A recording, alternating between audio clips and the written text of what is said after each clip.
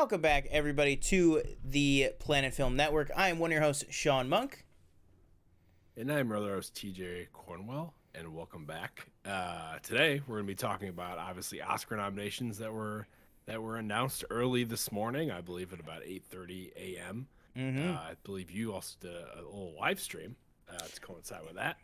Yeah, for some reason, to the chagrin of my brain, of my last brain cells. But obviously I figured you were awake because it was like 8:30 and you're a working man. But I went on my phone after and I was like, all right, what are people saying about it? And what do I see? Boom, boom, boom. Planet Film Network Twitter account. I was like, there you go. And one thing I will say, in addition to the beautiful Academy graphics that TJ was tweeting out this morning, for the first time ever, maybe to help out those content creators out there, the Academy has put all these beautiful portrait mode graphics up on their Instagram page. So I screenshotted all of those so we could throw up some TikToks and stuff with some polls over top of it and stuff. So shout out to the Academy. And I was saying during my live stream, I don't know about you, I really like the things tonight. I really like we got 8 people watching us. Shout out. 8 people right now. What do you think of the Oscar nominations? That's what we're going to talk about more later on in the show, but that's just what we're talking about right now. But anyways, my point was, I really like the graphics this year. Just the black with white text. You know, I think it was 2 or 3 years ago, we had all those crazy colors and patterns and stuff, which was fun. But I like this whole aesthetic they've got going. We got Molly in the chat says, hello there, guys. How are you tonight? Doing good. We got Oscar nominations, like TJ said. To talk a little bit of Last of Us, Episode 2, Infected. Well, if you haven't heard any of the nominations, do not worry, because we will be going through them later on in the show. But yeah, TJ, what else what's been going on with stuff, or do you want to jump into what you've been watching, or what do you want to do? As I wake up. Nothing's been really going on with me, just got over COVID finally, so I'm good. I mean, I was fine last week, except for just I was coughing every 2 seconds, but I'm good now. As far as watching, like I told you just before we went live, I have not watched like any movies, and I wouldn't even say it's just for a lack of time. It's just the motivation. Rather watch a few other things. That's fair. We're going to me and Danielle and I are going to New York in a few weeks. We're taking a train. It's going to be like an 8-hour train ride. Oh, so wow. I'll definitely download some stuff. Yeah, I'll definitely get some things in there. I did see like Violent Night came to Peacock. I want to watch that. And I believe Tar is coming to Peacock in the next week or two. Yeah, which I want to check out as well. Violent Night 2 just got announced, and Tar 2 got announced as well. No, Tar 2? No. Okay. Okay. Could you imagine the part of the Peacock rollout? We're giving sequels to everybody, including Lydia Tar. I was like, oh, the movie ends like that, so that gives me a little clue. And then Danielle also wants to see, like she said last week, she wants to see Alice Darling, but I don't think it's wide release yet. No, I just saw. Oh, it was the Dan Murrell's box office show last week was talking about it. Yeah, right now. And I didn't even realize. I don't know how they swung this, but it's an AMC theaters exclusive. Right, she was saying which is very but it interesting. Wasn't AMC around here, so that's because I think it's exclusively to AMC, but it's like 20 AMCs. Like that's like as of right now. Yeah. But I will say too. I spoke early this morning. During that live show that I'm surprised where we live, we're getting the Bill Nighy movie Living is actually getting like a wide release here. So that is something he got nominated for, which we'll talk about a little bit later on. But I'm excited to be able to actually catch that this week. But what was the thing you hinted that you've been watching a lot of? One thing. Well, actually, sorry. TV show. As far as TV shows go, watch Last of Us. I need to catch up on Bad Batch. I'm an episode behind from last week. And I think I watched a little bit more on Naruto, one or two episodes. But I've been watching a lot of The Office lately. There you go. Basically, how it's been happening is it's on Comedy Central every every day I think it probably starts at 1 or 2 o'clock. Usually it's Seinfeld, and then it goes to the Office. And then Danielle and I will sometimes put on at night the Peacock channel with the Office channel, the super cuts or whatever. But we've watched a lot of them twice. So we'll see it on Comedy Central that day, and then later that night when we put it on, it'll be the same episode on that channel. That's funny. Yeah. Which is kind of annoying because there's however many episodes. But man, really, really funny show. Some jokes just couldn't happen in today's world. One that stood out to me was and I don't think it was. I think it was in the regular version on TV. Was when the IT guy comes in. And Michael's like, "Oh, that guy definitely not a terrorist." Yeah, and they make that joke 2 or 3 times. It's I don't know if that could happen today. And then there's some things in the super fan episodes. I forget what episode it is, but it's when Ryan. I think it's a Christmas episode, and Ryan brings Kelly this gift. Somehow I knew this was gonna be about Ryan or Kelly. Yeah, and she's like, "Oh, I didn't get you a gift." And then she's like, "Oh, I'm just kidding. I threw it in the dumpster because I didn't think you were going to get me a gift." And they go to the dumpster, and she's dumpster diving for it.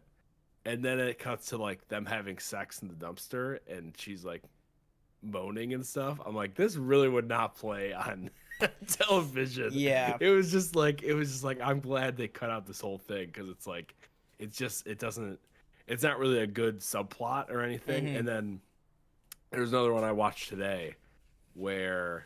It was one of the Michael Scott Paper Company episodes, and they changed the policy on expense reports, and it's Andy's just the whole episode is trying to get his expense report approved for all this stuff, all the food and everything, and Angela's like, "Oh, you can have 2 hours, if you provide me with these phone numbers and everybody." And then he goes up to her and he goes, "Here's the stuff you requested." He does his rid-it-to-do thing. And then she goes, "Oh, time's up," as he's saying "rid-it."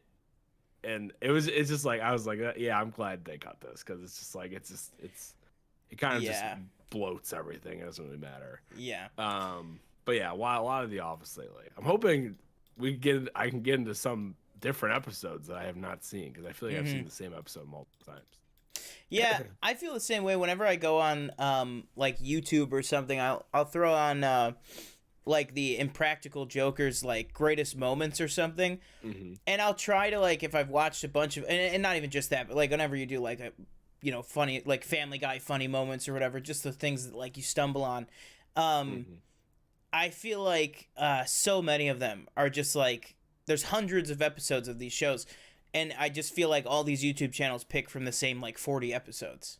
But then with something like The Office, I think to myself, do they or do I just know the show so well every episode feels like I just watched it? You know what I mean? Right. I definitely get into that with The Office and Shark Tank where I'm just I've watched this episode way too many times. Am I going to turn it off? No, I'm not. But I also noticed earlier today when I was looking at the Peacock channel, it's not dedicated to The Office. If you keep going, because I didn't realize that you can it's called a channel, which to me that means it's scheduled. You know what I mean? It's you can't deviate from what they're showing.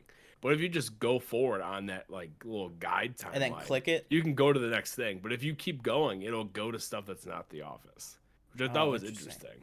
Because I always thought it was just we're gonna play season 1, episode 1. To season 9, episode and then 21, start over, and then start over. That's not how it works. Which I was oh, that's kind of interesting. I don't. Yeah. And I also don't know if they. Do you know if they kind of get rid of channels sometimes and change them around? I think they might have because I'm pretty sure. When Peacock first started out.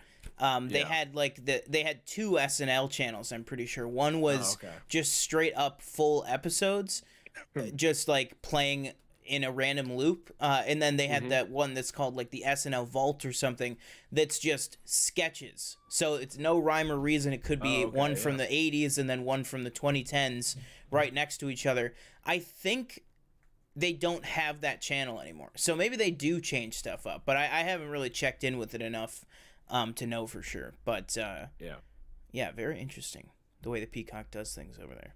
Good. Well, but just speaking to that, yeah, last year, because you had told me like originally that there was like an Office channel. I was like, oh, okay, that's cool. Mm-hmm. And then like a few months later, I was like looking, and again, it was like nighttime, and this is when we were living in our apartment. Yeah. And I was scrolling through the things at night, and I could not find an Office channel. Mm-hmm. So I settled on like watching Pawn Stars. But I was like, yeah, where's the Office channel? And then like I feel like now recently, the Office channel always pops up. So I just I didn't know if they like kind of maybe take some away and put new ones on. It could be one of those things too, where like Netflix, it might just also be a, what is the algorithm like preferring this month? Like maybe they're pushing The Office super hard, but then another month you have to like search all around for it. Kind of like with Disney Plus. Like if you're in, now it's a little more present, but like 6 months ago, if you tried to find Loki on that streaming service, you might as well had to either go to the MCU timeline order or just search it. You know what I mean? Like there was no Loki on the front page, and that's something that was, you know, the #1 show when it was on. But I think these streamers they're just like, if people aren't watching it, bury it until they start watching it again. But I have been watching, and if you remember anything else, feel free to chime in over there. Right. Or if you have some thoughts on here, because I do have a couple mini reviews that I want to do here. But I will say on the 18th, so just after last week's show, in preparation for Puss in Boots: The Last Wish, I watched Shrek 1 and Shrek 2 back to back. Very good experience. Fantastic films. Definitely hold up. And then I want to get your thoughts on this, because my last day off, I just wanted to watch movies, just chill, watch a couple movies, and then go to bed. And that's what I did. And I watched my own little machete trilogy of X-Men First Class, and then X-Men Days of Future Past. Just didn't watch any of the other ones. I just watched those 3 movies as their own little trilogy. And that was like a fantastic experience. That is like a phenomenal viewing order for those movies. I think the only thing that might make it better is I think that those 3 movies flow so well together, and then I think Days of Future Past could also just flow right into Logan. So I think that you could have like a really fantastic, you know, like, what do you call that? Quadrilogy? No. Yeah. Whatever it would be. Whatever that would be. Yeah. I think that would be a really, really fantastic use of one's time if you wanted to revisit the X-Men movies, but only the good ones, in my opinion. I know that's, you know, might be sacrilegious to some people, but most of the other ones you can skip. All right. So the first one that I want to touch on here real quick is one that you might not even be expecting. And that is a little show that came out, I believe, 6 years ago at this point, made by Ryan Murphy, who is not somebody that I normally watch his stuff. Not because I don't. Okay. I like Scream Queens, which I believe was him. That was the one that they did on ABC with Jamie Lee and Emma Roberts and a bunch of other fantastic people. I really liked that. That's the only one I've seen of his. Until sometimes I'll just throw on my VPN and look at the UK Disney Plus, because to me, I genuinely feel like the UK Disney Plus, other than American HBO Max, might be the best streaming service right now, just with everything they have on Star, which brings together all of FX and everything over there too.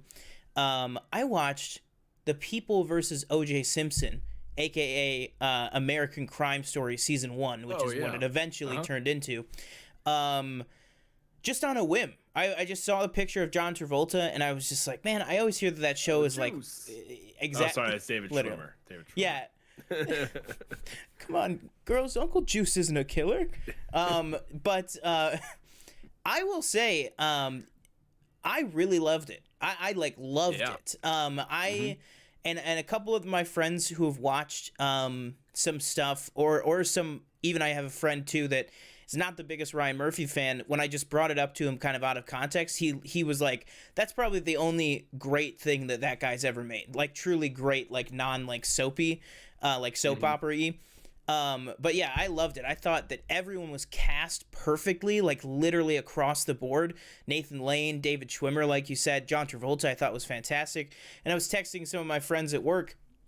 I felt like I was in the Twilight Zone because I'm like texting them about this obvious known fact that I was like, damn, John Travolta's really good in this show. And it's like, yeah, he like got nominated for an Emmy like 6 or 7 years ago for it, but I'm just catching up now. But even as David Schwimmer is, I thought that he was fantastic in it too. And I thought that Cuba Gooding Jr. was like on fire. Like specifically Cuba and Travolta were like operating at an acting level that I haven't seen them do since like the 90s. Like they felt like awake during their performances. Particularly I felt that with Cuba Gooding Jr. I really was like, okay, is he going to be kind of like sleepwalking through this? But he really wasn't. Just trying to think some other people. And Sarah Paulson, I thought everybody on the DA and the LAPD side of it loved some Bruce Greenwood. Very happy to see him show up. Geez. Oh, why am I blanking on his name? Sterling K. Brown. And then Courtney, what is it? Courtney B. Vance or Courtney Vance Jr. or whatever his name is, I forget. He was fantastic as Johnny Cochran. I thought that both legal teams were so great. And then I always forget the gentleman's name, but the guy from the Spider-Man movies and everything, or that played the judge. He plays Spider-Man's principal in the Homecoming trilogy. I thought that he was fantastic in it too. Like, it was just, everybody was so good. But the main thing I want to point out is, like, compared to other Ryan Murphy stuff that I have seen, it felt like an actual, like, prestige television show. And then I tried earlier today, I tried to jump over to season 3 and watch the Bill Clinton one. I'm gonna give it a few more episodes, but it was like all the like prestige writing was out the window. It was like I was watching Sarah Paulson, you know, she's just playing this person who's just like, you know, I used to work at the White House. I had swing in this town. Like, versus Sarah Paulson herself, same writer, same actress. She was phenomenal as Marcia Clark. Felt like she was an actual layered character that we got to know and everything. Maybe too, it's just because maybe everything that happened with OJ, there's just so much more like meat on the bone there, you know, to make a big story about. Maybe that's part of it too, but I really, really like that series. So if you have Hulu in the States, or if you have a VPN, it's on Disney Plus, and then Disney Plus everywhere else. But if you haven't watched that yet, I would definitely recommend that. Let's see here. All right. Next one that I want to talk on real quick here is I went and saw Missing. Now, this is the follow-up to, I believe, the 2018 or 2019 film Searching. Right? Yeah, that was with John Cho and Deborah Messing, a couple other people in there. For context, I loved Searching. I came out of it and I was like, mind blown. This movie has no business being as good as it was. John Cho is fantastic. The twists and turns, and then the actual just convention of the movie of being entirely set within a screen or multiple screens, I thought was handled very, very well. And so I was excited for this one. I was like, oh yeah, it'll probably be good. It was, in my opinion, better than the first one. I thought that it was as well executed as the first one was. And this is going to be a theme here that I'm going to talk about, that I think we're having a fantastic January already. And I haven't even seen some things that people are raving about. Like, I haven't seen Skinamarink yet. Man Called Otto, people are saying is very good. But this movie was, like, surprisingly great. Storm Reed, like, is a phenomenal anchor to this movie. Obviously, she's been in, you know, tons of things. Probably the most dramatic until this movie was probably the Euphoria, or some of the other earlier movies that she did. But she's also been in lighter stuff, like some Disney movies, like the one with the giant Oprah and everything. Whatever that movie was called, I forget. But she was phenomenal in this movie, as well as a ton of great like supporting roles that, because the movie just kind of just unrelentingly like comes at you through this screen and through these FaceTimes and these files and these video clips and memories and all this stuff, Snapchats, you know, like whatever it might be, it was just phenomenal. And it was intelligent, because there's just, and I don't even mean intelligent in a dialogue way, but it is that too. It's intelligent in the form of like, okay, if I get this, I'm not gonna spoil anything, so I'm gonna use examples that aren't actually in the movie, but like, how could I, if I was in a place with no signal, use someone's hotspot to call my phone to get an Uber driver to come pick this person up at this address? Like complex stuff like that, of how apps and services and technology in our modern day can kind of work together. It like goes deep into that, like in terms of how it can all work and what you can really do with technology. And it also, I think, I can't even believe I'm talking about this movie missing like this, but like it's got a great commentary element as well on the whole, like, if we were to go missing, if we were to die, our entire digital footprint is still there. Like, you can look at all of our messages and someone might, like when we're gone, someone might, you know, if they can get into our phone, it's all there for the taking. And like, it leaves you with the questions of like, is that good? Is that bad? What does that mean for me? What does that mean for freedom?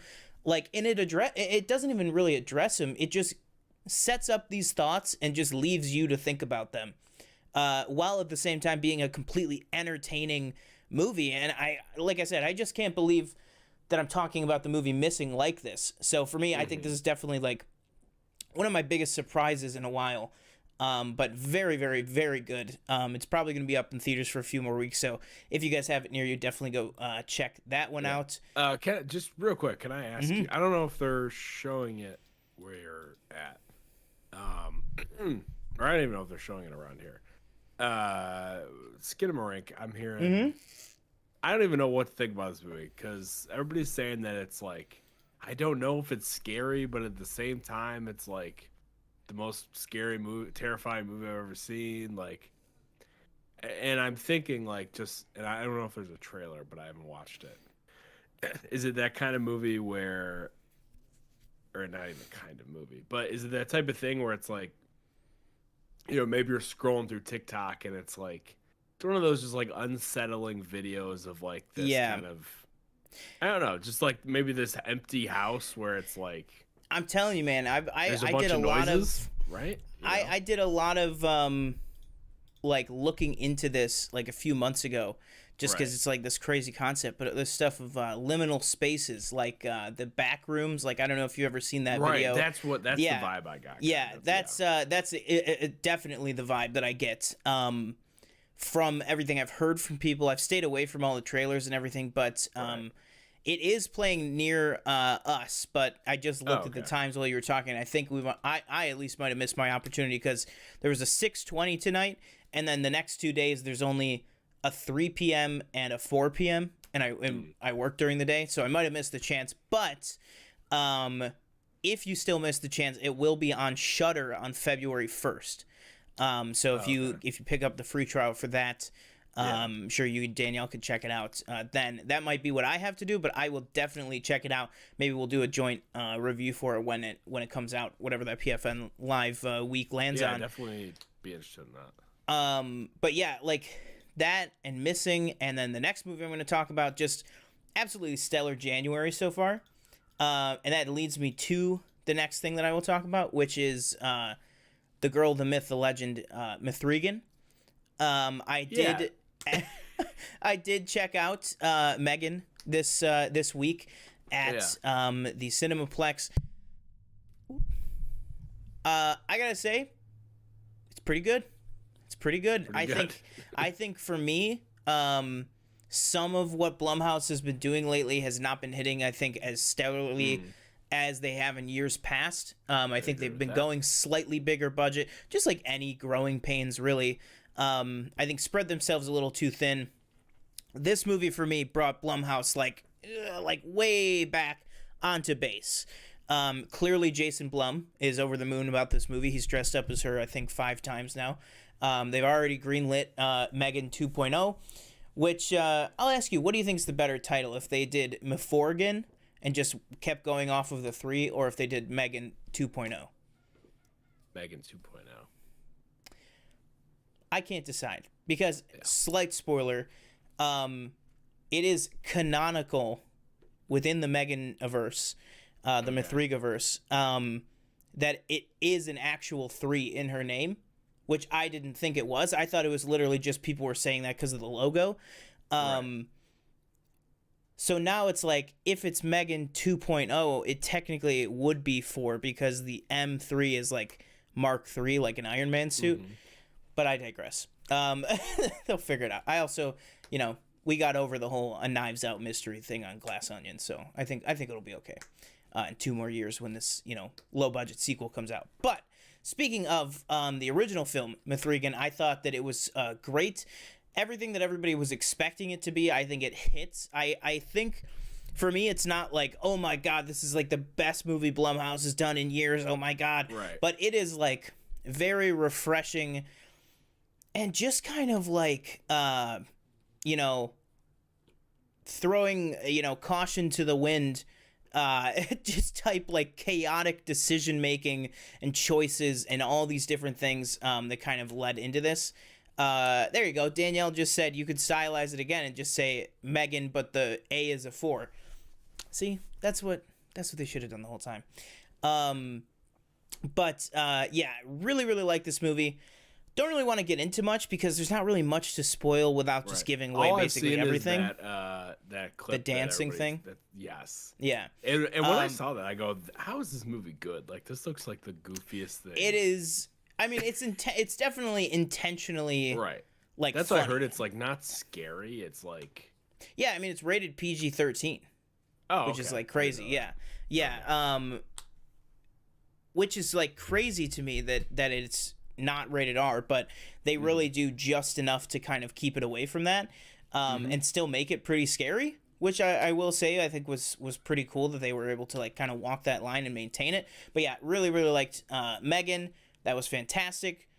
Last thing here that I would like to talk about, I finally, like 3 weeks late, got out and was finally able to watch Puss in Boots: The Last Wish.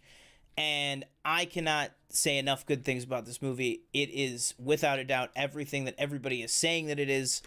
In my opinion, it is not being overhyped or anything like that. I think, genuinely, other than Spider-Verse, this is probably the most beautiful-looking animated film that's come out in, like, the past 5 years.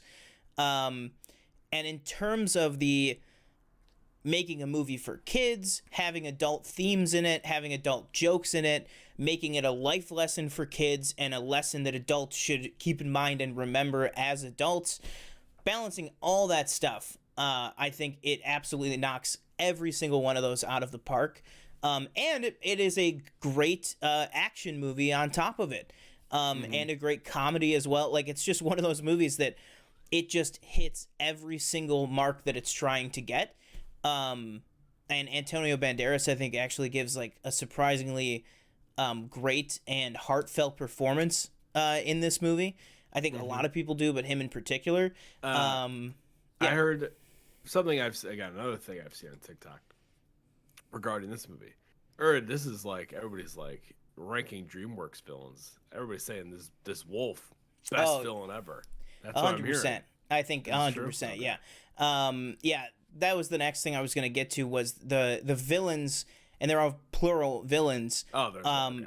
The fact that, well, the wolf is I mean, how much do you want me to get into? Because I don't want to ruin anything for you. Don't get into too much. Okay. I am interested, because again, everybody says it's... Yeah, I would definitely just stay away from... Like, leave it so that you can draw all your own conclusions about the wolf. Until things are revealed in the movie. But just to talk on him, character design wise and the theme, it's like every time he's near or like close by or he comes back into the movie, it goes like it's this like like really like creepy like whistle sound, and then you see Puss in Boots's fur literally like frizzes up, and he goes like a cat does, like literally he like tenses up, and like it's this whole motif that of all these things that happen every time this guy, you know, pops back up in the movie. And it is intimidating, and the end fight, which, like I said, there's more than one villain, so but just the wolf's role in the end of the movie is like pretty insane, like visually. I honestly would put up honestly, yeah, pretty similar to the Kingpin final fight in Spider-Verse. I think I put this right on that same level of like how it looked, how the actual story came together, because you also have in this, you have John Mulaney playing one of the main villains, and then as kind of a side villain, more just like trying to, you know, get something done for themselves, is Florence Pugh as Goldilocks, and then the Three Bears. And saying all that sounds like this movie should be like stuffed and overcrowded and everything, and it's not. It's really not. Everything comes together. Like, you might be saying, like, why is Goldilocks and the Three Bears even in this movie? And I think that you can make that argument all the way up until the end of the movie. Like, you're enjoying their presence, but you're like, okay, if this doesn't like lead to anything, why were they even in this? They're in it for a reason. Like everything comes around. It's worth it. And the dog, Burrito, fantastic, absolutely amazing character. Had me crying by the end of the movie, where, you know, an annoying, bug-eyed, you know, little Chihuahua dog sidekick can very easily derail an entire movie, let alone actually end up being a strength in this one. So definitely go check out Puss in Boots: The Last Wish. It is fantastic, and it's probably going to be on Peacock within the next few weeks, but it is really, really good, just like people are saying. So, yeah. Few things, just are you done? Yeah. Just a few things I want to touch on real quick before we move on. First, I see Molly asked a question. She said, have either of you seen the show In the Dark? I have not. Have you seen I have not. That? But people have been recommending it to me, but I have not had the time. I have not taken a look at that yet. I believe it's on Netflix, though. Okay. But yeah. And my other thing was, this has reminded me. I want to bring it up last week, but I think I just slipped my mind. And I had seen an advert for, you know how HBO or Netflix, everybody does those like quick, like, oh, here's what's coming this year. It's like boom, boom, boom, boom, boom. Well, they showed a tiny, tiny, tiny little quick clip of Jodie Foster in the new True Detective season. And I would like to challenge you to go and watch at least just the first season. As you know, it's an anthology, so each season's a different group of cast of characters. Season 1, Matthew McConaughey, and isn't it Woody Harrelson? Yeah, Woody Harrelson can't be beat. Awesome. And then, what's the one that people always said is like bad? Is that Vince 2? Vaughn, Rachel McAdams, and Colin Farrell, season 2. Colin I Farrell got was in through True maybe Detective? the first 2 or 3 episodes, and I never went back. And I would like to check out the Mahershala Ali one. That's season 3. So maybe he kind of like soloed that one, right? He did, yeah. I believe. Yeah, because I remember like that it's always like the first one was partners, the second one was kind of partners, and then the third one, any poster you saw was always just him. Right. Do we know if is it Jodie Foster like and someone else or something? It looked like, just from real quick, I don't know if everybody else is like a partner, but I did see that Christopher Eccleston is on the IMDb page. Really? Okay. Yes. John Hawkes, Callie Rice, I think that's how you pronounce her name. That's Christopher Eccleston's first HBO thing since The Leftovers ended, I think. So that's like, that's got me pretty excited. Yeah. None of them have like similar last names or anything. Character names, so I don't know if, you know. But yeah, it's coming out this year. I don't know when. But yeah, it's something I'm really excited for, because there's all this thing, you know, about, you know, is True Detective coming back? You know, showrunner was kind of like, I don't know, and but I'm very happy to see that it's coming back. I think that was it. Sorry. Do we know when it's coming back? Sorry. In this year, some point. I don't know when. Oh, okay. I don't think there's a date.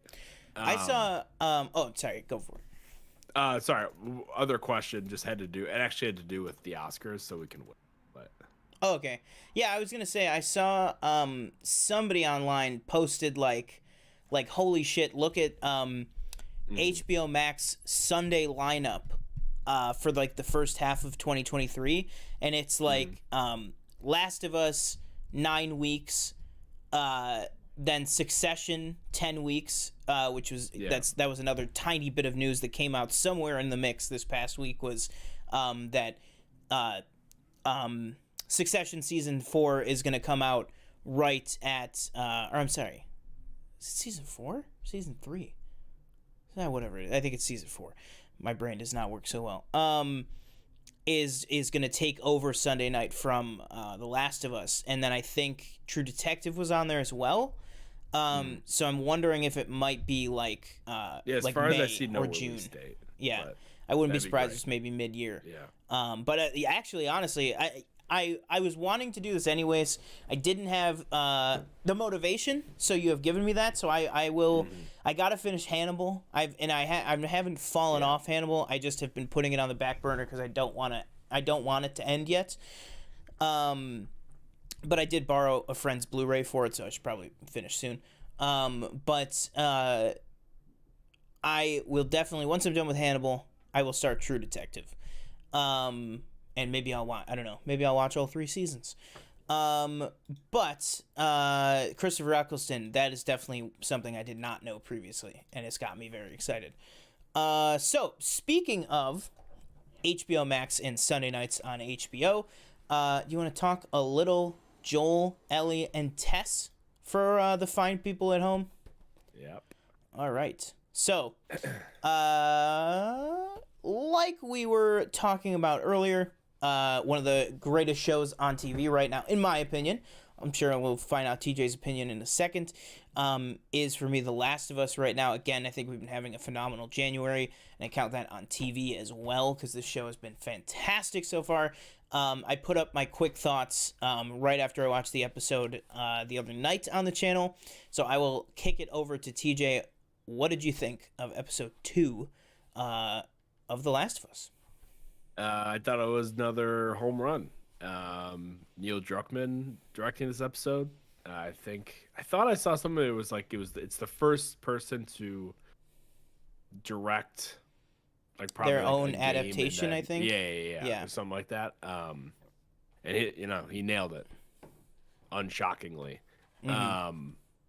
Everybody was great. I thought Tess was really the standout for this episode for me. And again, it was kind of a surprise to me because I don't remember very much about the first game. So to see like what happens, I was like, oh, okay. It was gross. That was gross, that part. At the end. Yeah. But, that's kind of like the point. It's supposed to make you uneasy. I thought they did a really good job in the beginning of the episode, kind of setting warning scientist and really showing like what's happening all across the world. Whoa, what just happened? Hang on. I think we're like frozen out. I just tried to hit the spoiler alert graphic and we just died. Or I just heard Daniel say, "What the heck?" Oh, it says warning. What happened?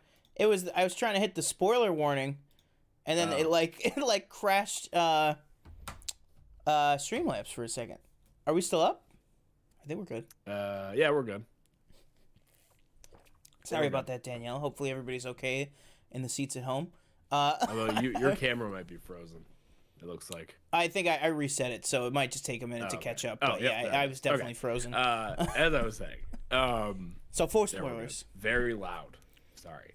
I think she was talking about the warning thing. Yeah. Okay. So yeah, what I was saying. The beginning, I thought they did a really good job setting up, different part of the world, and we're seeing what's happening, and immediately they want to like bomb everything, which I thought was crazy, but again, makes sense. I thought that was great.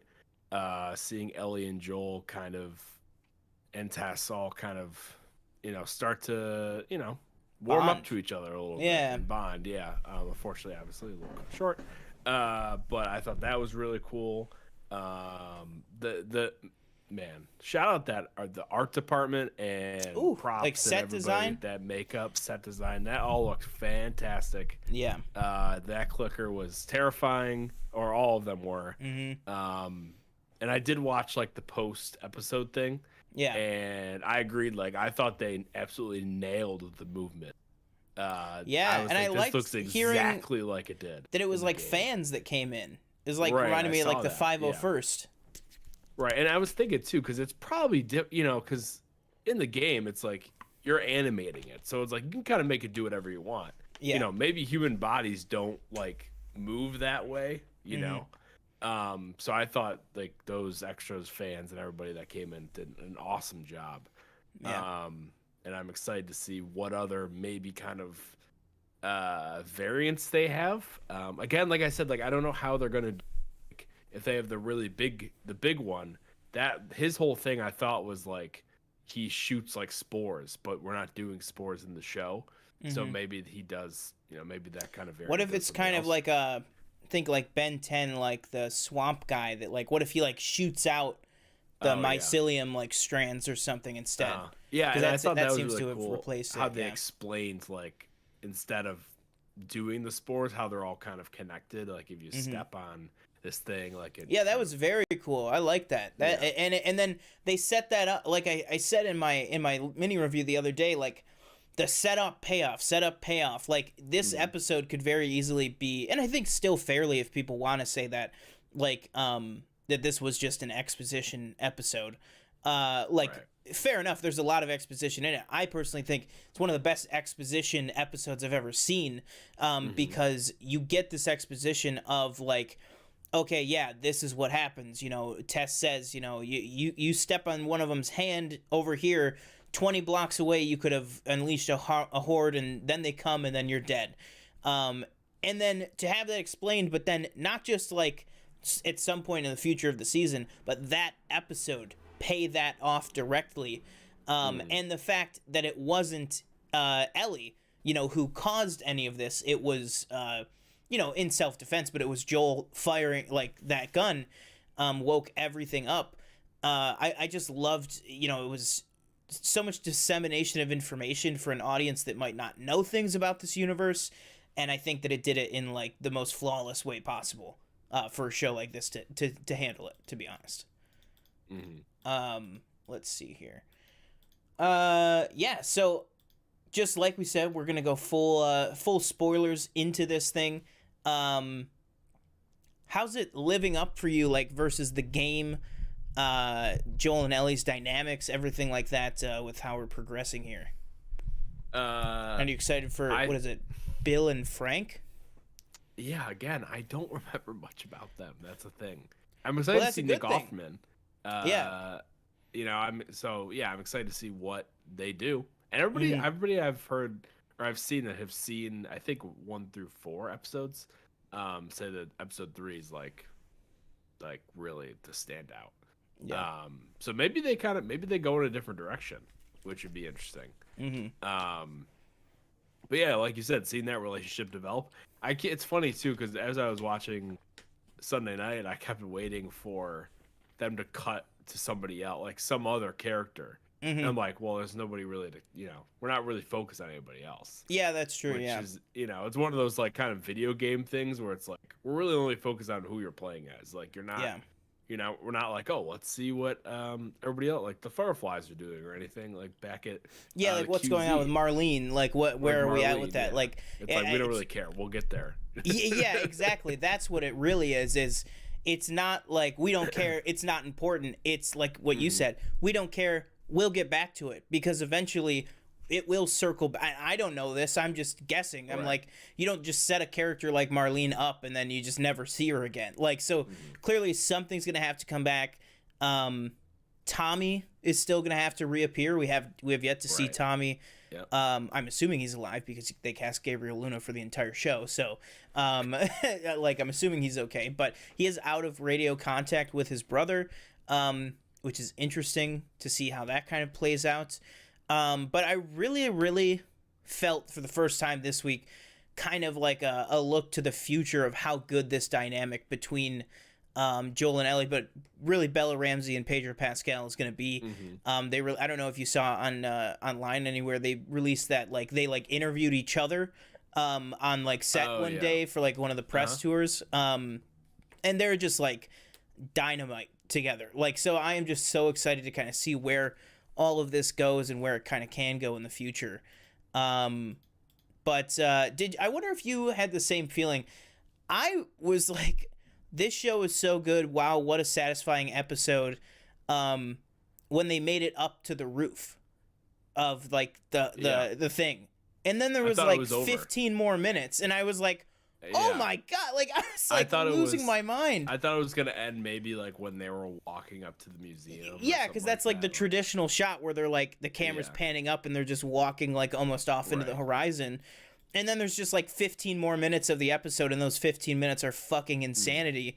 But like, how did you feel about the whole close of the episode, and like we've been kind of beating around the bush with Tess dying, which I had no idea. I was like, she's probably, honestly, the first half of this episode, I was like, okay, yeah, I mean, it's got to get down to these two eventually. So Tess, maybe she's like the mid-season, maybe she'll die. She dies right in this freaking episode. But how did you kind of like the way that they handled that? I thought it was good. I thought, she kind of has this idea. Finally, Joel gets it through his head that, like, Ellie is immune. So we have a chance. It's, something that can be, we can save people. We can save this life. We can save the, the planet, whatever. Yeah. And I thought that was really cool on, her realizing that, her getting him to go without her, and then her sacrificing herself, obviously. And I thought it was all really well done. I could see, I've seen some people say like maybe the one thing that really bothered them was that like kind of weird like kiss type thing that happened. Yeah, that was kind of off-putting. I can see that. Do you ever see The Mask? It was just The Mask, yeah. Like with Jim Carrey. Yeah. Somebody posted a tweet and was like, "The Last of Us" out of context, and it was at the end of that movie, the villain, when the villain has the mask on, and he's like this big like meathead, and he's like, "There's always time for one last kiss." Like it's got this weird, it's like that gif, and I was like, "Oh my God," that was it was a little weird, but I think the idea is just that like that's just kind of the optimal way to do it, I guess. If you're trying to spread it directly into another person, it really is gross too. Because when I see that, like when I see it in the show, because in the game it's always they're just biting people. They're not doing it's not none of this like slow like interesting. And it's shit. really kind of like seeing like those like in the beginning when she pulled the strands like out of the dead person's mouth, and then they started moving. It really to me was more alien like. And like fungus, you know what I mean? Yeah. And I was like, this is really like, this is almost something from outer space than some sort of fungus that is just, in everyday life.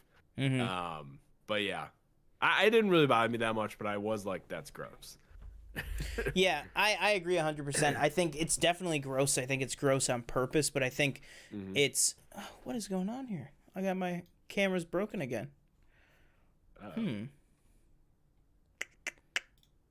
Let me see 1 second.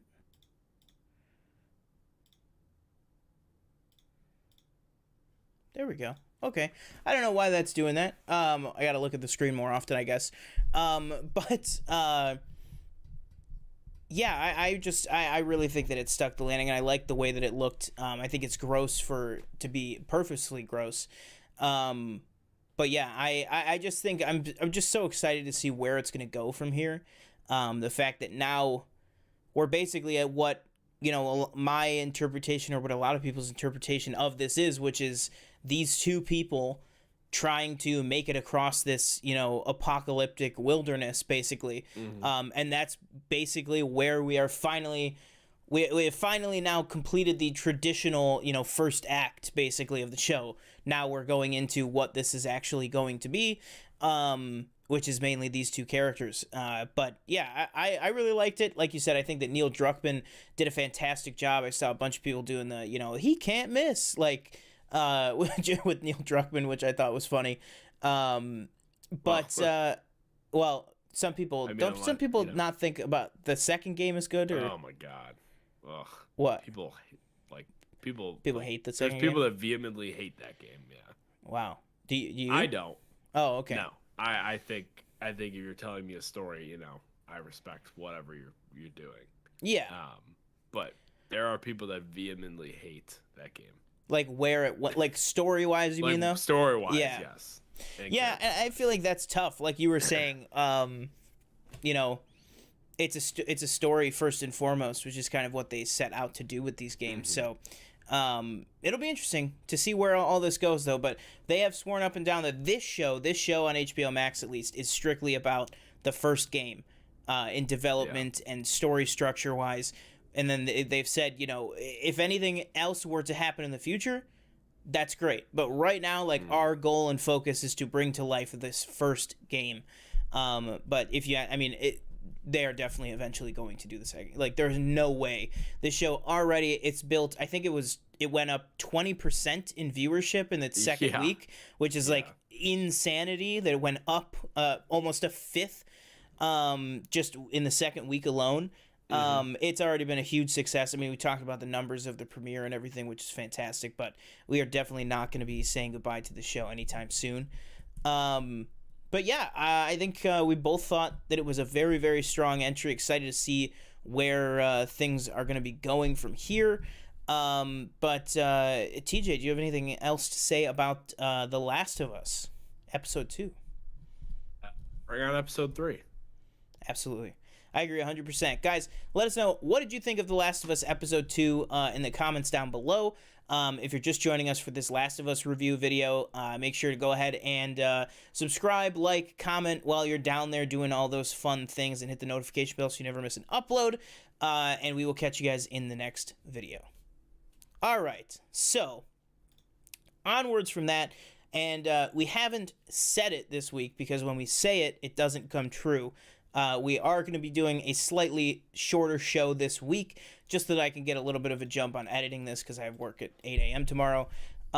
So we are going to dive right in to these Oscar nominations, and we're going to kind of do it what I hope and pray is going to be a little bit more simplified than we've done in years past, which is rather than going through each of the category cards, I just did what we normally do a lot closer to the ceremony, which we probably will revisit these when we get closer to the ceremony. Every year, me and TJ always do our Oscar ballots. I figure day one, let's just crank them out. Let's see where we're at with things right now, and then I'll save these as PDF. And when we do our normal Oscar predictions episode, which will be closer to the ceremony, we'll pull these back out of dry storage and see if we still agree with ourselves, let's say. So let's pull this up here.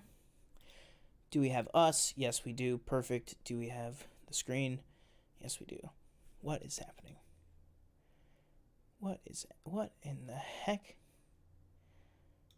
Oh, jeez, there we go. Okay. So many watch list. Yeah, so much stuff going on. All right, we are going to start off with TJ's. Actor in a leading role. You know what actually I'm going to do? Is, just to save us even more time, we will go through, we'll do both of us at the same time. I'll keep yours up on the screen here. Mm-hmm. But I will add a tick to mine as well. Okay. So starting off here, TJ, where are you at? What does your gut tell you for actor in a leading role? And kind of how do you feel about these nominees as well? We got Austin Butler, Elvis, Colin Farrell, Banshees of Inisherin, Brendan Fraser, The Whale, Paul Mescal, Aftersun. I knew that movie was eluding me for a reason. This is why I now look foolish. I haven't seen everything. Bill Nye in Living, which also we have not seen yet because it just hasn't come out in this country yet.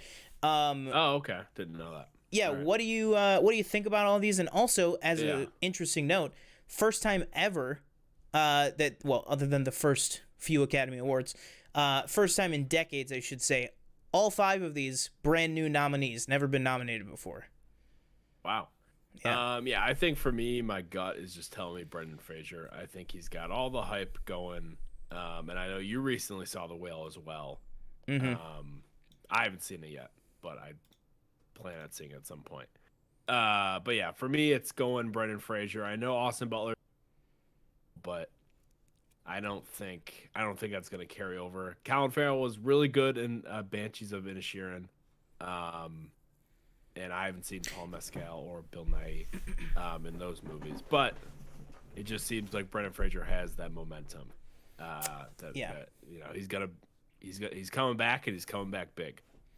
Yeah, I agree. I agree with you 100%. I think for me, I loved Colin Farrell. For me, I feel like once I see these two, this is the first year for me where I would be like, okay, you know what? I'm okay with any of these winning.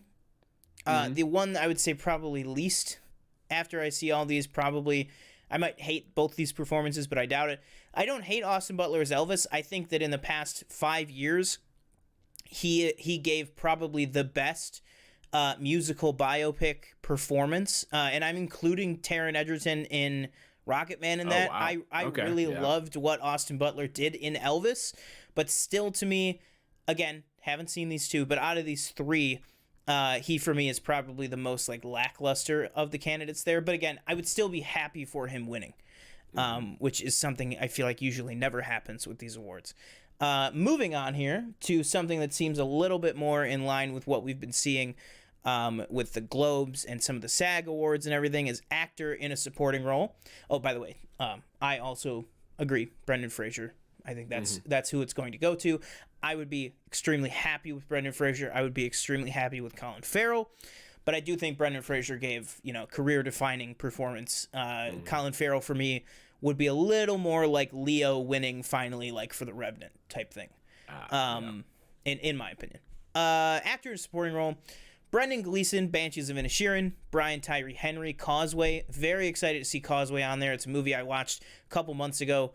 I talked about it back then, but I'm happy to see at least one nomination snuck through for that.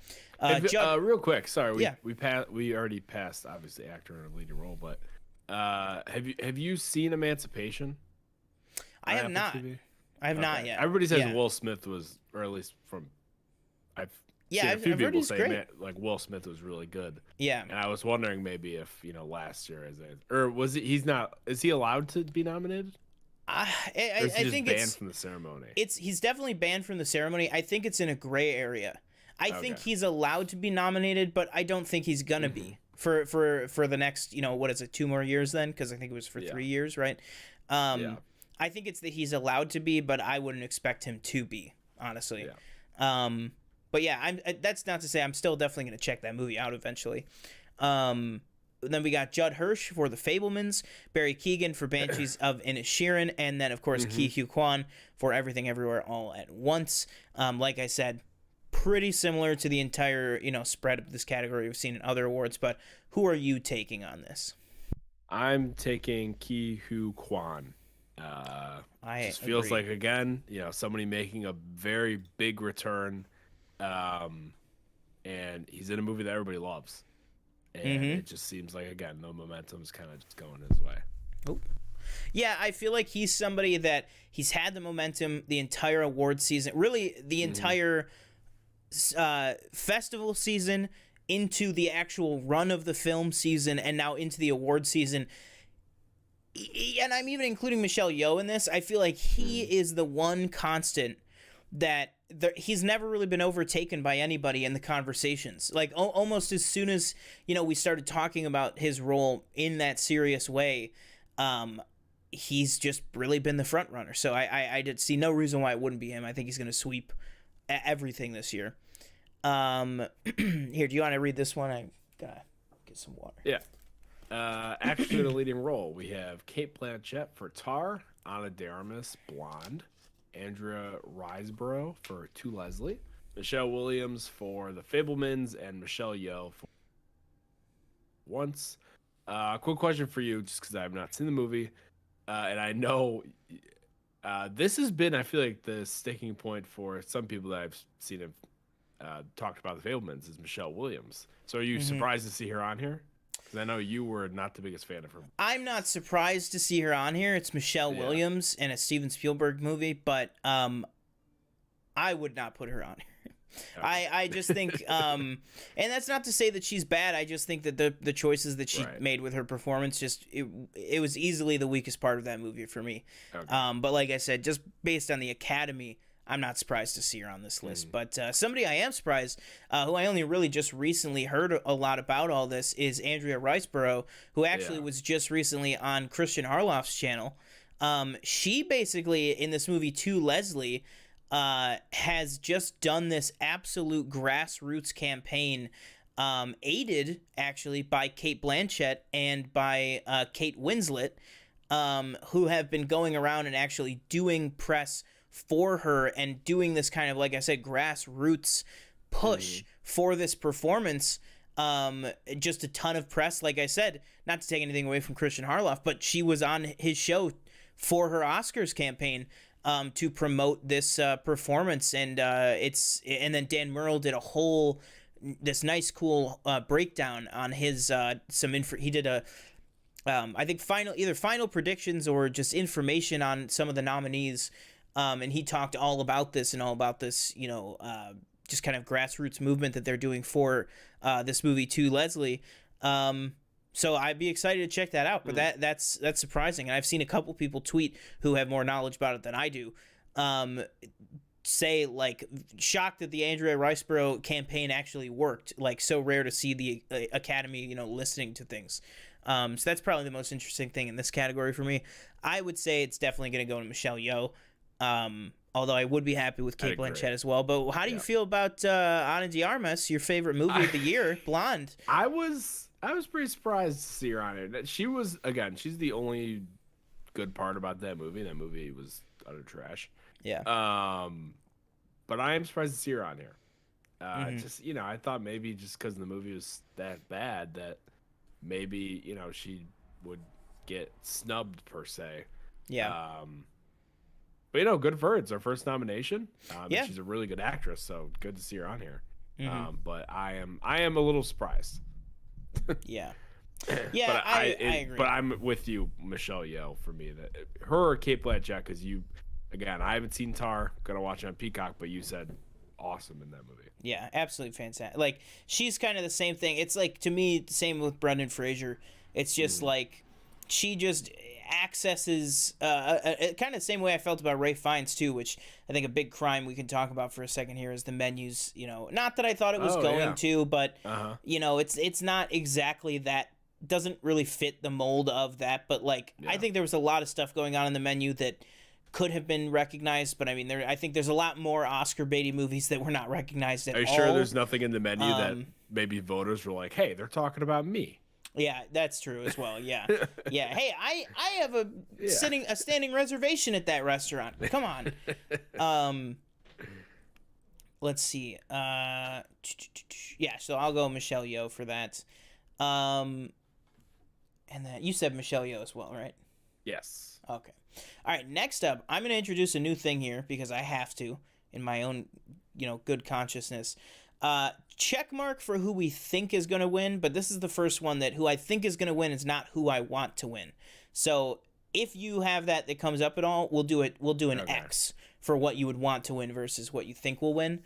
So we got Angela Bassett here. I'm going to stop reading off the movie names, but we got Angela Bassett, Hong Chow, Carrie Condon, Jamie Lee Curtis, and Stephanie Hsu.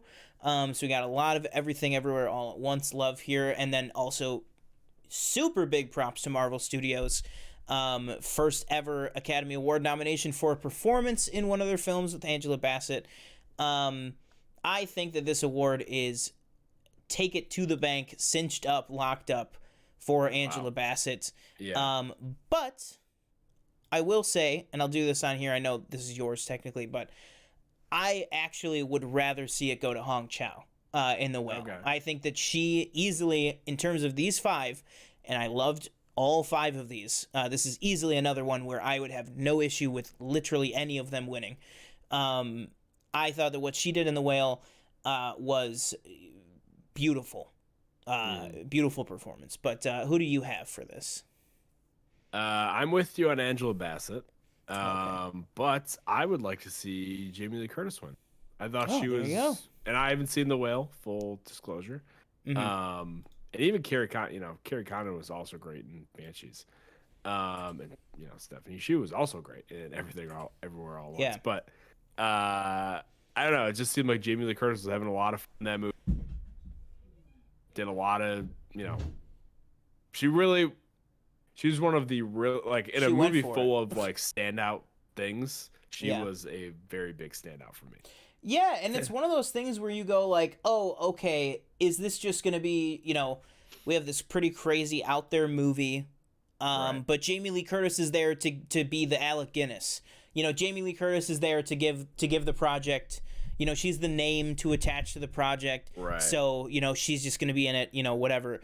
She is in that movie, man. Like, she gives it her all. She's in the entire, like, every time I watch that movie, I'm constantly, obviously I know that's the case, but I'm constantly shocked at just how much screen time she has in that movie, because she very easily could have been the come in for 3 days on set, do this, that, and that, and then put the name on the poster.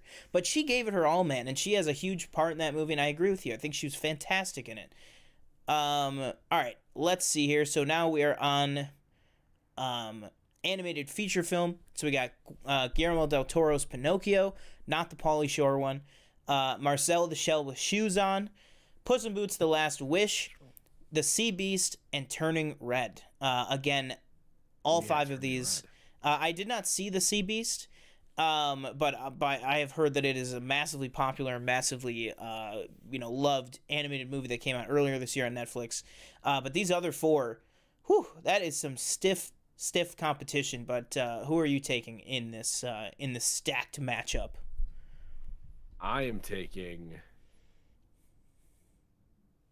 I'm going to take Pinocchio.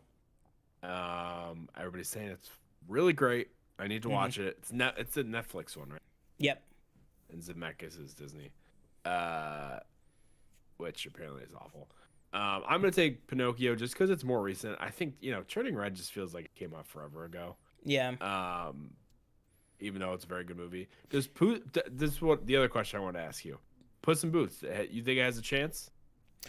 I think by the time the Academy rolls around, I think it has a massive chance, because you got to remember the nominations just came out, but voting is still open. So, and I don't just mean you. I mean everybody remember. So something like a Puss in Boots, something like Turning Red, you could see all new Marcel as well. All these movies, you could see all new marketing pushes coming out. This is going to be huge for Puss in Boots. I know we didn't talk box office because we're keeping things short this week, but Puss in Boots, again, had a phenomenal 4th week at the box office, still at number 2, still gaining percentage at the box office. And this is only going to bolster those numbers. So, honestly, I think by the time we get to the awards, I think Puss in Boots might be a huge contender for this. And that is why, actually, I am going to go with Puss in Boots: The Last Wish for winning this award. I think we're going to see... think about it. I compared it during the review. Very similar. Spider-Verse came out December 18th, 2018. It came out, in the holiday season. And then we saw this late push, and it built this momentum and steam, crescendoed at the Academy Awards, and then it won. So I think we genuinely could see something pretty similar play out with Puss in Boots. Cinematography, we got All Quiet on the Western Front, Bardo, Elvis, Empire of Light, and Tar. For this, I'm gonna go with Tar. That's who I personally would want to win. Actually, I should say that. Who I want to win is going to be Tar. Who I think will win, I think it's going to go to All Quiet on the Western Front. I think a lot of these categories coming up that we haven't touched on yet. I think we're going to be seeing a lot of awards go to All Quiet on the Western Front, I believe. But what are you thinking? Cinematography. Well, I've only seen one of these movies. If I had to guess, I think I'm gonna go All Quiet on the Western Front. It's a movie that I've scrolled past on Netflix, which I didn't even realize they were like remaking. Yeah, and it's a German remake. Has it been remade since it came out in 19 whatever that was? I don't think so. 30 something. I don't think so. And it's interesting that it's a German remake, like, but right. Yeah. So I'd probably give it to that. But maybe Elvis could come in and take it. All right. Oh, I almost hit Babylon for you. Costume design, we have Babylon, Black Panther, Elvis, Everything Everywhere, and then Mrs. Harris Goes to Paris. I am going to go firmly. What I think will are going to be the same on this. I think it will go to Everything Everywhere All at Once. I think that Babylon just doesn't have enough steam behind it, and I don't think the other three really have a shot. But Michelle in chat says she's going to go with Black Panther on this.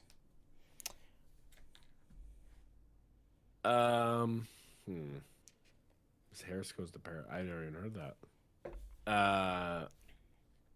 Costume design. I go with Black Panther. You're gonna go Black Panther? That's fair. I think it could.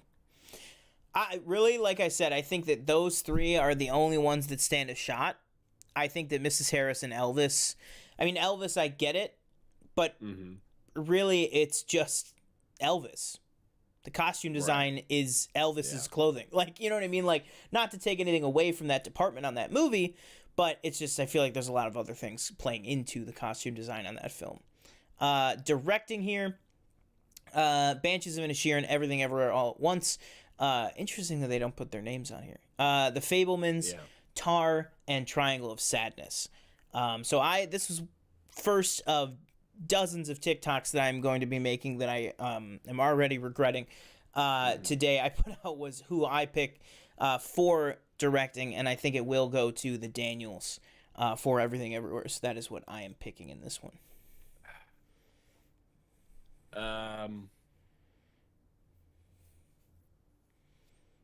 I think, man, I'd say it's the Daniels. I think it's gonna be. I shouldn't say that. I know who you were gonna say though. Yeah, I think it might be Fabelmans.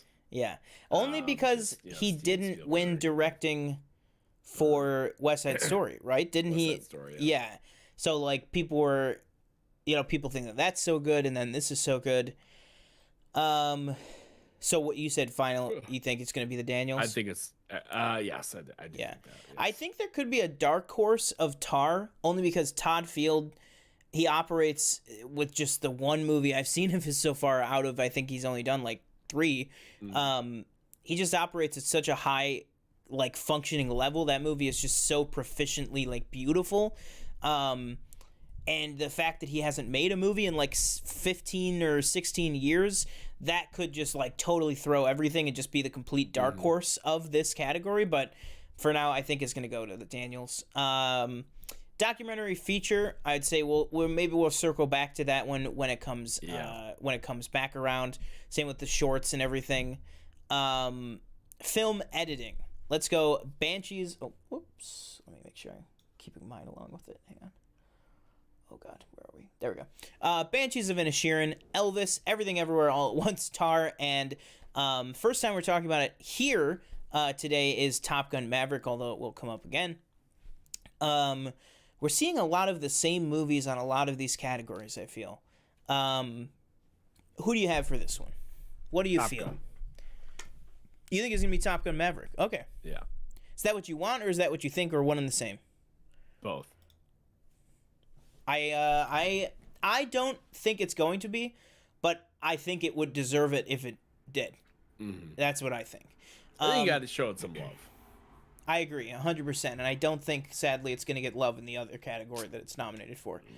But I will go. I will say who I think is gonna win is Everything Everywhere All at Once, but I'm going to detract from myself here actually, and I am gonna put who I would want to win. I'm gonna put Tar. I think that movie is like just it's one of those movies that it is just timed to the millisecond to be the right sound design, shot blocking, composition, everything just hits at the same time. Her performance, like it's one of those movies that's just made like a Swiss watch, and it's just like perfect and intricate and everything like that. But like I said, I wouldn't really be surprised if Top Gun took it. Honestly, I wouldn't be.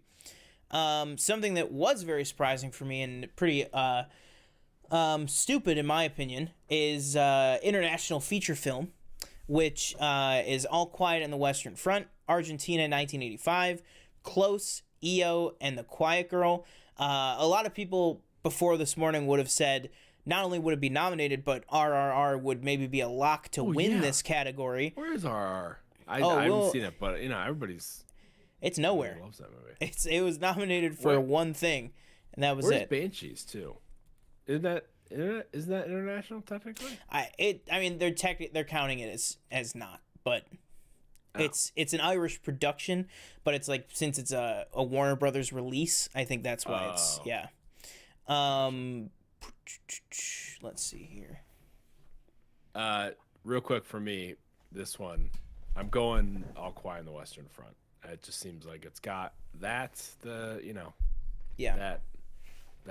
whatever motivation from people to get that one in. But I've seen some hype around Argentina 19. It's something I've scrolled past a few times. I forget which. What is it on? Oh, okay. I think it's on. It actually might be on Prime. Oh, okay. It's either on that or what's that other service that you use now? Mubi. Yeah, it might be on there. Speaking of Mubi, also nowhere to be seen at all. RRR at least got nominated. Yeah, RRR at least got nominated for Best Original Song, which I think probably it only got nominated for because of the win at the Globes, at the Golden Globes. Decision to Leave, nothing.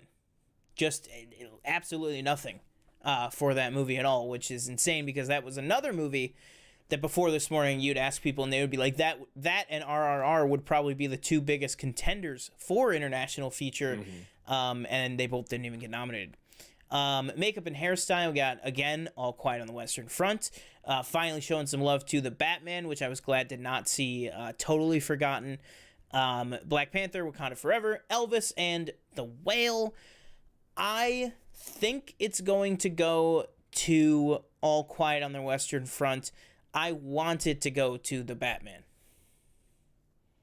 I would like it to go to the Batman, but I think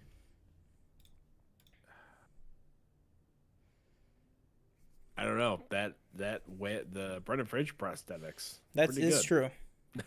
Is that what you're thinking? Well, don't forget about Tom Hanks, though. Yeah, come on. Yeah, yeah. He is white. I think it might go. I think it'll go to Black, but I would like to go to. You think it'll go to Black Panther? Yeah. Yeah, that's fair. All right. Next up here, we got original score. Again, in my opinion, snub. I can't believe that for any of his work in this year, but specifically the Batman, that Michael Giacchino did not get nominated this year is kind of insane. Let's see. Original score, we got All Quiet on the Western Front. We got Babylon, Banshees of Inisherin, Everything Everywhere All at Once, and The Fabelmans, which I believe this is John Williams' 54th Oscar nomination, which is insane. What are you feeling on this? I'm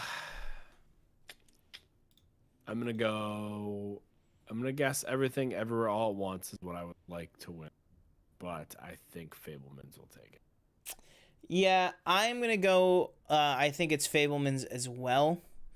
I do also, though. I agree with you again. I also would like it to be Everything Everywhere All at Once.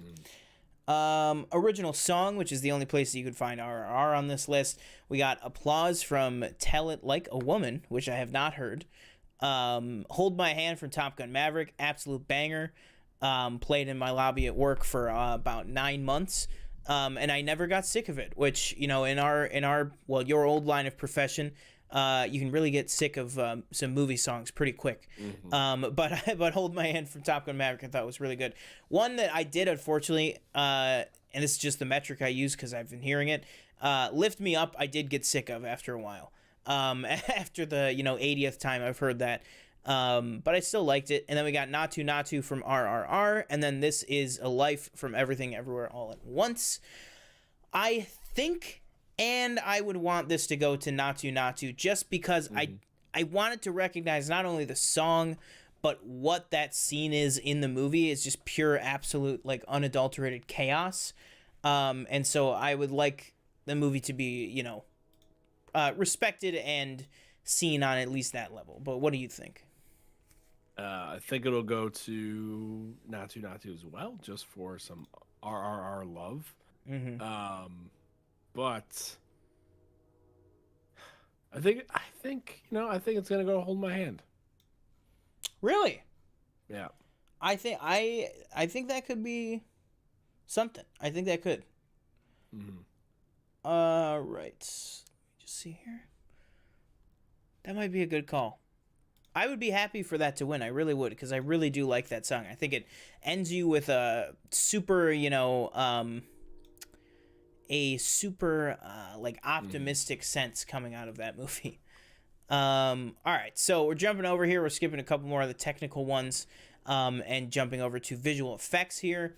This is another one, missing some ones that people were really thinking were definitely going to be on here, in abundance. But we got visual effects, All Quiet on the Western Front, Avatar: The Way of Water, The Batman, Black Panther: Wakanda Forever, and then Top Gun Maverick. Who are you taking in this one?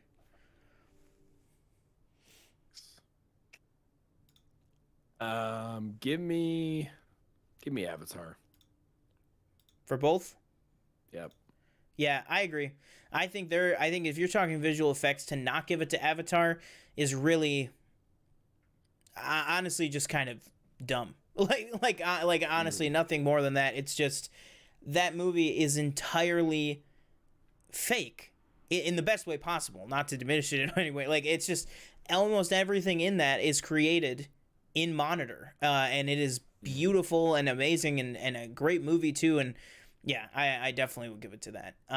Here we got some interesting things where we have been seeing some titles that people thought maybe would be on this list a little more. Adapted screenplay, All Quiet on the Western Front, then Glass Onion, A Knives Out Mystery, which is interesting. I believe that's considered adapted screenplay just solely because it is a sequel, which is interesting because it is technically an original film.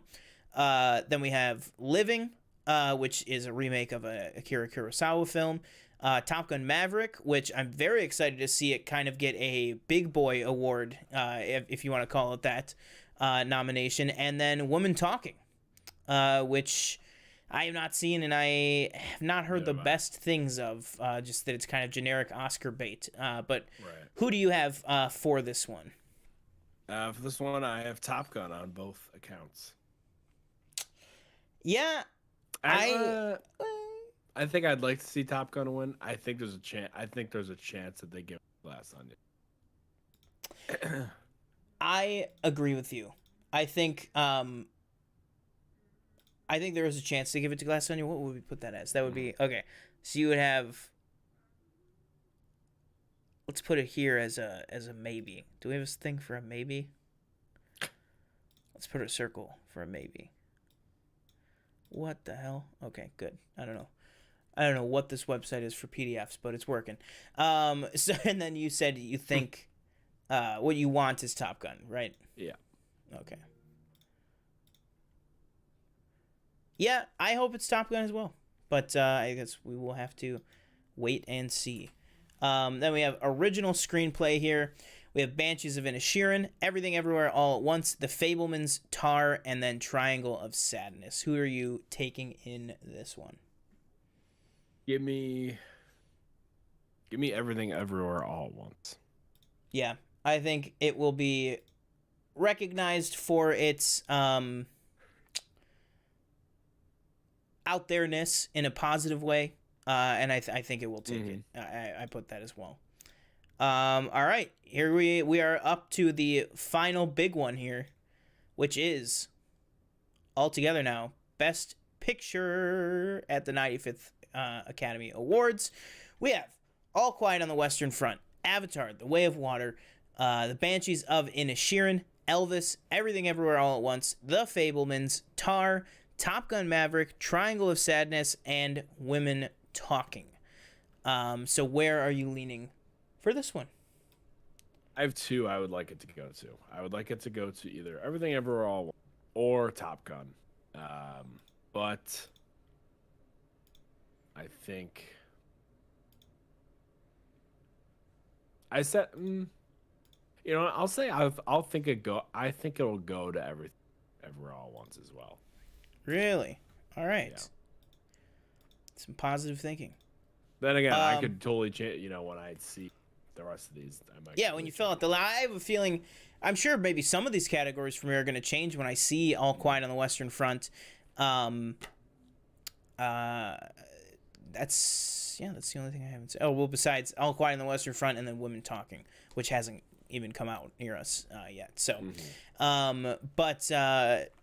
yeah, I think there's a good chance that some of these will change for me. But as things stand right now, with what I have seen, I agree with you. I think I would like to see it go to Top Gun Maverick. I really would have liked to see it maybe even go to RRR, but didn't even get a nomination. But I will add my check mark over Everything Everywhere All at Once. I think that is who is going to take it, but I will add another X. I'll add it over Avatar: The Way of Water. I think that movie is fantastic. Way better than I think it had business being.